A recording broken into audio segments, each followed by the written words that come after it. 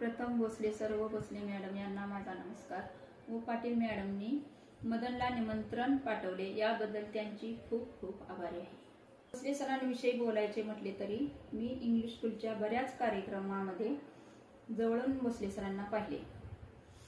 हसतमुख नितांत आनंदी चेहरा, त्यांना पाहून इतरांनाही आनंद वाटावा असे भोसले सर।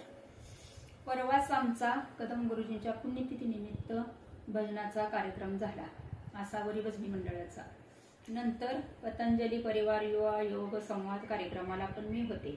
10 वर्षे झाले तरी मदन अजूनही भोसले सरांच्या आदर्श विद्यार्थी म्हणून स्मरणात आहे।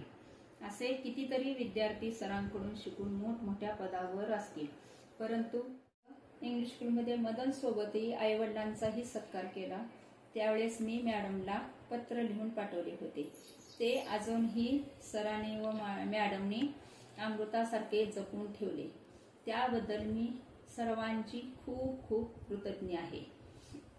मी सरांविषयी एवढंच बोलू शकेल की शिक्षक म्हणजे आत्मसन्मान घ्यायला नाही, आत्मसन्मान कमवायला शिकवतात। नाती तोडायला नाही, नाती जोडायला शिकवतात। शिक्षण शिकायला नाही, शिकवून घ्यायला शिकवतात। आणि ते म्हणजे भोसले सर, ते म्हणजे भोसले सर। सर, मी देवाकडे एवढेच मागेन की तुमचे आरोग्य उत्तम राहो। या अमृत महोत्सवी सुवर्ण सोहळ्यानिमित्त कोटी कोटी शुभेच्छा।